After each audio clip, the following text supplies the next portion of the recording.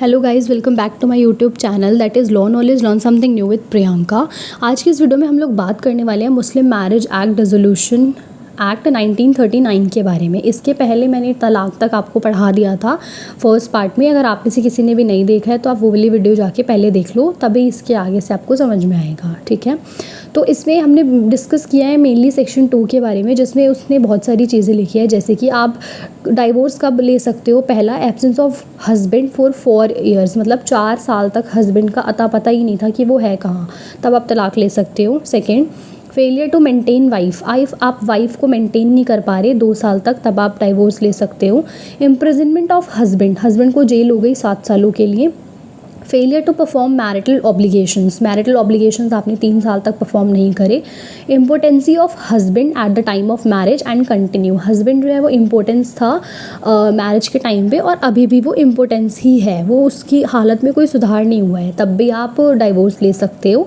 रेप्यूडेशन of marriage रेप्यूडेट करा सकते हो if wife was married before 15 and she can repudiate when she turns 18 year. जब जो लड़की थी वो 15 साल की थी, बच्ची थी, तब उसकी शादी कर दी गई, पर भाई अब वो 18 साल की हो गई, तो अब वो चाहे तो अब वो उस मैरिज को रेप्यूडेट करा सकती है। क्रुएलिटी बाय हस्बैंड, अगर क्रुएलिटी हो रही है तो भी डाइवोर्स लिया जा सकता है। और other grounds allowed by Muslim law, कोई और ग्राउंड जो कि मुस्लिम लॉ में लिखे हुए हैं। अब हम पढ़ेंगे age of puberty. Age of puberty क्या होती है? खैरुल बल्ग प्लस ऑप्शन ऑफ प्यूबर्टी। ठीक है, ऑप्शन ऑफ प्यूबर्टी जो होती है, हमारा एज ऑफ प्यूबर्टी होती है, उस पर हमें एक ऑप्शन मिलता है कि आपको मैरिज रेप्यूडेट करनी है या आपको चलानी है। ठीक है, और वो जो चीज़ होती है या तो आप वैलिड होगी या फिर वॉइड करोगे उस मैरिज को, वो जो भी आपके ऑप्शन पे होता है वो। ठीक है, उसके बाद है such right can be exercised according to section 2(8) 1939 act. 2 के 8 पार्ट के अंदर जो हमने भी पढ़ा था ना कि वो रेप्यूडेट करा सकती है मैरिज को 15 साल की होने के बाद, ये चीज़ उसके अंदर से आई गई है। First, marriage has not been consummated, repudiate आप तब करा सकते हो जब मैरिज जो है वो कंज्यूमेटेड नहीं हुई हो। Second, marriage took place before women attain 15 years of age, 15 साल की उम्र से पहले ही उसकी शादी हो गई हो। ठीक है। Third, repudiation of marriage before attaining 15 years, और 15 साल की होने के पहले ही उसकी मैरिज जो है वो रेप्यूडेट करवा सकते हैं। Repudiate immediately on attaining puberty if delay right lost, तो रेप्यूडेट मैरिज कब हो सकती है? इमिडिएटली, जैसे ही वो प्यूबर्टी पे पहुंच गई आप रेप्यूडेट करा लो। अगर आपने रेप्यूडेट नहीं कराई उस टाइम पे मैरिज, तो ये जो राइट है आपका रेप्यूडेशन का वो लॉस्ट हो जाता है। ठीक है, उसके बाद है no right can be exercised if marriage contracted by father grandfather binding on minor, अगर कोई शादी ऐसी है जो फादर और ग्रैंडफादर ने कराई है और वो माइनर पे बाइंडिंग है, तो आप उस शादी को रेप्यूडेट नहीं करा सकते, फिर आपको निभानी पड़ेगी वो।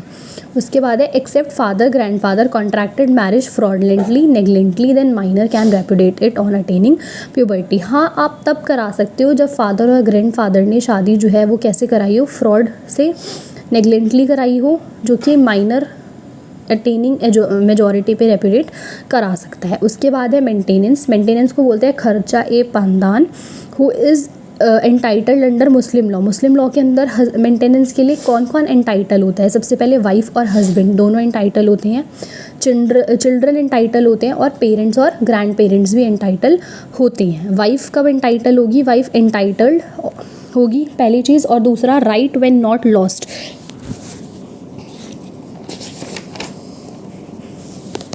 तो इसमें लिखा है सबसे पहले कि एंटाइटल कब होगी? जब वैलिड मैरिज होगी, अटेन एज ऑफ प्यूबर्टी की अटेन उसने एज कर ली हो, शी रिमेन्स फेथफुल रहे वो, तो एंटाइटल होगी मेंटेनेंस के लिए।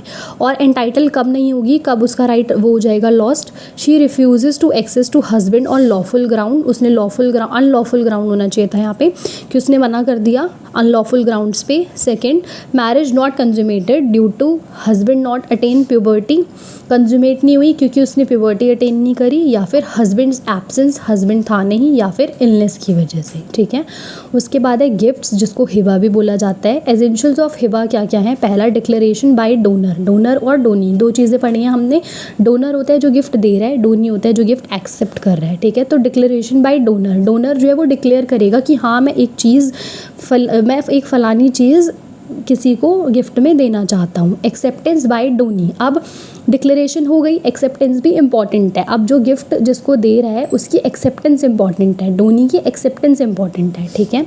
उसके बाद delivery of possession by donor, अब उसने ऑफ़र करा, उसने एक्सेप्ट कर लिया, अब डिलीवरी भी तो होनी चाहिए ना, तभी तो वो गिफ्ट माना जाएगा, तो यहाँ पे डिलीवरी भी इम्पॉर्टेंट है। उसके बाद कंडीशन फॉर डोनर, डोनर की क्या कंडीशंस हैं कि वो मेजर होना चाहिए, साउंड माइंड का होना चाहिए, फ्री कंसेंट होनी चाहिए, मतलब गिफ्ट ज़ोर ज़बरदस्ती से नहीं लिया जा सकता, फ्री कंसेंट होनी चाहिए, ओनर होना चाहिए वो उस गुड का, ऐसा नहीं है कि वो किसी की भी गुड गिफ्ट में दे सकता है, ठीक है। नो रेस्ट्रिक्शंस, और कोई रेस्ट्रिक्शन नहीं लगी होनी चाहिए उस गिफ्ट के ऊपर। फिर डोनी, डोनी की क्या होती है, donee can be any person, कोई भी हो सकता है। एग्जिस्टेंस होना चाहिए, no gift to unborn person, आप अनबॉर्न पर्सन को गिफ्ट नहीं दे सकती हो। फिर है सब्जेक्ट मैटर ऑफ गिफ्ट, कैसे गिफ्ट दिए जा सकते हैं, एनीथिंग, कुछ भी दिया जा सकता है, और एग्जिस्टिंग होना चाहिए, वो फ्यूचर गुड्स आप जनरली नहीं दे सकते हो, ठीक है। फिर टाइप्स ऑफ गिफ्ट्स आते हैं,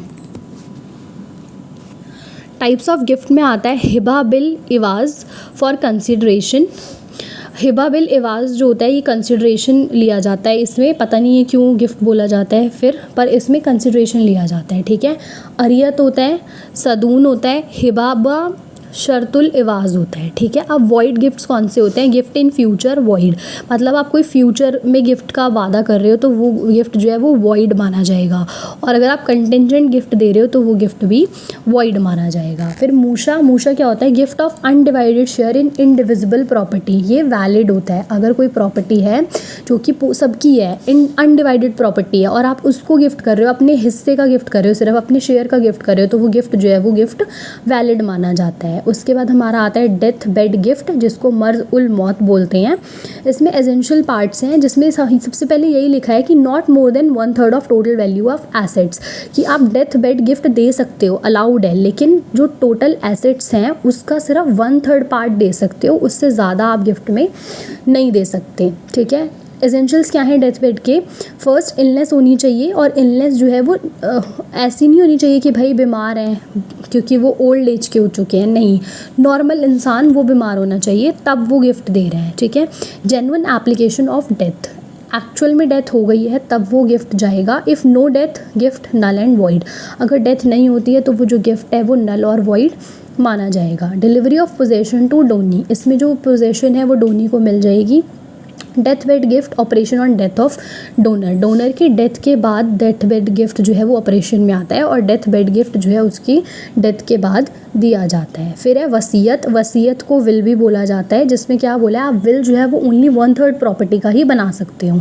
सेम चीज़ हमने डेथ बेड गिफ्ट में पढ़ी थी कि आप 1/3 एसेट्स का ही गिफ्ट कर सकते हो, और सेम चीज़ हमने इसमें पढ़ी है कि आप विल जो है वो भी 1/3 प्रॉपर्टी की ही बना सकते हो। Who can make will, make कौन कर सकता है विल, मेजर पर्सन होना चाहिए, साउंड माइंड का होना चाहिए, और फ्री कंसेंट होनी चाहिए, ठीक है। उसके बाद है who can be a legatee, कौन हो सकता है, मतलब any person child in womb valid, ठीक है। अब विल किसके फेवर में बनाई जा सकती है, किसी भी पर्सन के फेवर में बनाई जा सकती है, क्या चाइल्ड इन वूम के फेवर में बन सकती है, येस, वैलिड होता है वो भी, चाइल्ड इन वूम के फेवर में भी गिफ्ट विल जो है वो बन सकती है। उसके बाद है फॉर्मेलिटीज़ ऑफ विल, विल की फॉर्मेलिटीज़ क्या होती हैं, पहला ओरल या रिटर्न, नो डीड और जेस्टर्स के थ्रू भी विल मानी जाती है।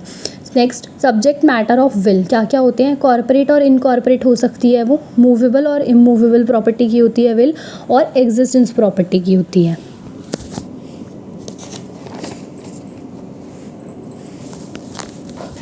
उसके बाद है इफ़ मेड बाय माइनर, अगर वसीयत जो है वो माइनर ने बनाई है तो can be ratified on attaining majority, जब वो मेजर हो जाएगा तो वो उस वसीयत को रेटिफाई कर सकता है। और अगर if born in month from death of testator, अगर अनबॉर्न चाइल्ड के लिए हम गिफ्ट दे रहे थे तो वो उसको वसीयत दे रहे थे, तो वसीयत कब तक दी जाएगी, जब अगर वो 6 महीने के अंदर अंदर पैदा हो गया उसकी डेथ के बाद। डोनर की डेथ के बाद, टेस्टेटर की डेथ के बाद 6 मंथ में अगर उसका हो जाता है तो ही आप उसकी फेवर में विल बना सकते हो। मेल, फीमेल, माइनर, मुस्लिम, नो मुस्लिम, मेल के फीमेल में भी फेवर में बन सकती है, फीमेल के फेवर में भी बन सकती है, माइनर, मुस्लिम और नो मुस्लिम, अगर कोई मुस्लिम नहीं है तो उसके फेवर में भी आप विल बना सकते हो। रिवोकेशन, विल जो है वो रिवोक भी हो सकती है, एक्सप्रेसली टीयर करके, बर्न करके, ठीक है, या फिर इम्प्लाइडली एक्ट और रिटर्न, उसके अंदर ही लिखा हुआ है वसीयत के अंदर, तो ऐसे वो रिवोक भी हो सकती है। उसके बाद है वक्फ। वक्फ क्या होता है? Permanent dedication of property for religious और चैरिटेबल पर्पस, कि आप चैरिटेबल पर्पस के लिए या रिलीजियस पर्पस के लिए परमानेंट प्रॉपर्टी दे रहे हो अपनी, ठीक है, वक्फ बोर्ड को।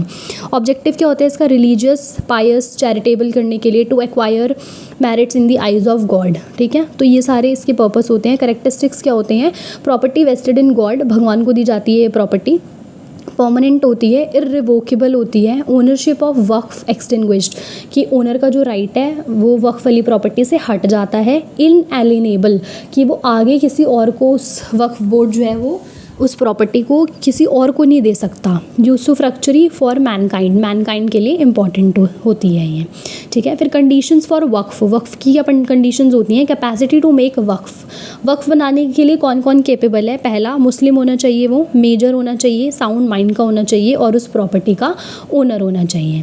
फिर सब्जेक्ट मैटर टू वक्फ, किस किस चीज़ के लिए बनाई जा सकती है? मूवेबल, इमूवेबल प्रॉपर्टी के लिए, टैंजिबल प्रॉपर्टी के लिए जिसको हम टच कर सकते हैं उस प्रॉपर्टी के लिए वक्फ बनता है, और मूशा, मूशा जो वक्फ, मूशा हमने क्या पढ़ा था? अनडिवाइडेड, अनडिवाइडेड प्रॉपर्टी के को आप वक्फ में नहीं दे सकते, वो वैलिड नहीं मानी जाती। फिर है फॉर्मेलिटीज़ ऑफ वक्फ, कैसे की जाती है formality? Can be made in inter vivos by will, will के थ्रू करी जाती है, ठीक है। इफ़ विल, अगर विल के थ्रू है तो 1/3 होगी सिर्फ, और नो स्पेसिफिक फॉर्म, कोई और अदर फॉर्म नहीं होगा। रजिस्टर्ड इफ़ मोर देन ₹100, हमने रजिस्ट्रेशन एक्ट में भी पढ़ा है कि अगर 100 रुपये से ज़्यादा की प्रॉपर्टी है तो उसको रजिस्टर कराना बहुत इंपॉर्टेंट है। उसके बाद है मुतावली। मुतावली कौन होते हैं? वो होते हैं मैनेजर ऑफ वक्फ प्रॉपर्टी, वक्फ प्रॉपर्टी के मैनेजर को हम मुतावली बोलते हैं। अपॉइंटेड बाय फाउंडर ऑफ वक्फ गोइंग मुतावली कोर्ट और कॉन्ग्रेशन, मतलब कि फाउंडर ऑफ वक्फ बोला जाता है, ये ऑनगोइंग मुतावली अपॉइंट करते हैं और कोर्ट के द्वारा भी किया जा सकता है। उसके बाद क्वालिफिकेशन क्या होती है? मेजर होना चाहिए, साउंड माइंड का होना चाहिए, हेरिडिटी भी जा सकता है, फीमेल ऑल्सो बिकम मुतावली। हेरिडिटी मतलब अगर मैं मुतावली हूँ तो मेरे जो हायर्स होंगे उनमें से मैं किसी को मुतावली अपॉइंट कर सकती हूँ, इवन मैं फ़ीमेल को भी कर सकती हूँ, ठीक है। पावर्स क्या होती हैं मुतावली की? मैनेज करना, यूटिलाइज़ करना फॉर द पर्पस ऑफ वक्फ, वक्फ के पर्पस के लिए उस प्रॉपर्टी को। स्यू फॉर पोजेशन, अगर पोजेशन नहीं मिली है तो उसके लिए स्यू करना। एलिनेट विद परमिशन ऑफ कोर्ट, अगर कभी एलिनेशन की ज़रूरत है कोर्ट की परमिशन के साथ तो वो भी कर सकते हैं।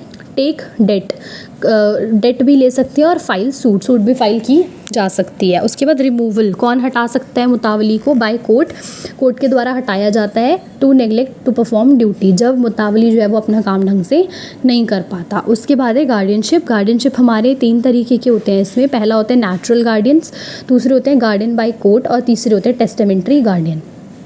गार्डियन बाय कोर्ट हमारे काजी अपॉइंट करते हैं गार्डियंस बच्चों के, ठीक है, और टेस्टामेंट्री गार्डियंस फादर और ग्रैंडफादर अपॉइंट करते हैं विल बना के, ठीक है। नेचुरल गार्डियन जो होते हैं वो हमारे मुस्लिम लॉ के अंदर फादर होते हैं और ग्रैंडफादर होते हैं। पावर्स क्या होती है नेचुरल गार्डियन की? Act beneficial for minor, minor के बेनिफिट में काम करेंगे। एलिनेट कर सकते हैं उसकी प्रॉपर्टी को अगर ज़रूरत पड़े तो। कैरी बिजनेस, उसके नाम पे बिजनेस कैरी कर सकते हैं। Enter into contract for necessity, contract में एंटर कर सकते हैं जो ज़रूरी है। और इनकर डेट भी इनकर कर सकते हैं।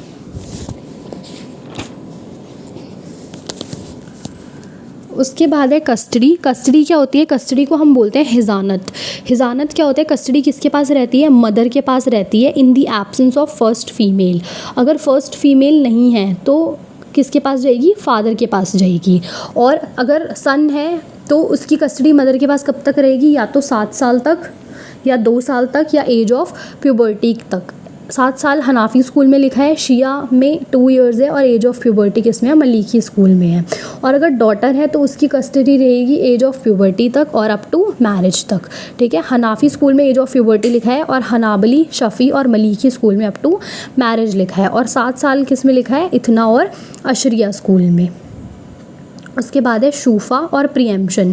प्रीएम्पशन का राइट क्लासिफिकेशन है। सबसे पहले शफ़ी ए शरीक को ओनर इन प्रॉपर्टी बोला जाता है, जैसे सबसे पहला राइट इसके पास ही होता है प्रीएम्पशन का। सेकंड शफ़ी इन खलित, मतलब पार्टिसिपेशन इन एपेक्स डेप्स, फिर शफ़ी ई ज़ार, ओनर ऑफ एडजॉइनिंग, मतलब कि प्रीएम्पशन अगर कोई प्रॉपर्टी बेच रहा है तो सबसे पहले इनका राइट होता है। फॉर्मेलिटीज़ क्या होती हैं? फर्स्ट डिमांड जो होती है वो किसकी होती है? तलब ई मुवाइत, सेकंड डिमांड तलब ई इस्नाद और थर्ड डिमांड तलब ई हमलिक। ठीक है, अब हमने इतना पढ़ लिया है और इतना अगर आपको समझ में आ गया हो तो let me know in the comment section, और अगर नोट्स वगैरह चाहिए तो उसके लिए भी बता सकते हो। और अब इसका एक लास्ट पार्ट और मैं बनाऊंगी जो कि पूरा Muslim women protection of rights on marriage act से रिलेटेड होगा, तो आप ये वाला वीडियो और फर्स्ट वाला पार्ट दोनों देख सकते हो। Thank you for watching.